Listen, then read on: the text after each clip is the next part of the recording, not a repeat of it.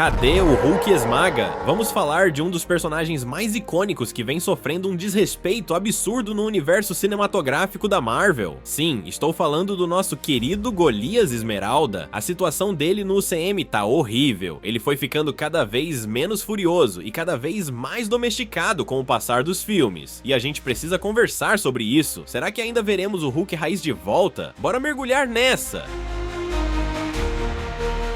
Lá no começo, em Vingadores de 2012, quando o Mark Ruffalo assumiu o papel, a primeira aparição do Hulk não foi ruim, não. Pelo contrário, ele era considerado uma força a ser temida. Lembre bem, todos temiam que o Banner se tornasse um monstro. Ele era respeitado a ponto de ninguém querer estressar Bruce para que a fera não escapasse. Era uma força real a ser temida, era uma tensão palpável, uma ameaça real que pairava no ar. O próprio Tony Stark, o gênio, bilionário, playboy, filantropo, ficava tenso apesar das brincadeirinhas. A coisa era tão séria que Nick Fury se deu o trabalho de construir uma prisão reforçada que lançaria a criatura dos céus caso o pior acontecesse. Quando o caldo entorna e o Bruce se torna o Golias Esmeralda, Natasha quase morre pra ele e Thor passa mal pra tentar contê-lo. Aquela cena dele batendo no Loki como um boneco de pano no final do filme se tornou icônica por mostrar o quão brutal ele costumava ser. Aquilo sim era o mínimo do Hulk que a gente esperava ver, uma máquina de destruição, sem freios, sem limites. Mas infelizmente, a partir dali, as coisas começaram a desandar para o nosso Verdão, e a gente viu o personagem ser podado, cena após cena. Em Vingadores Era de Ultron, tivemos aquele romance sem nexo com a Viúva Negra, onde ela o fazia se acalmar.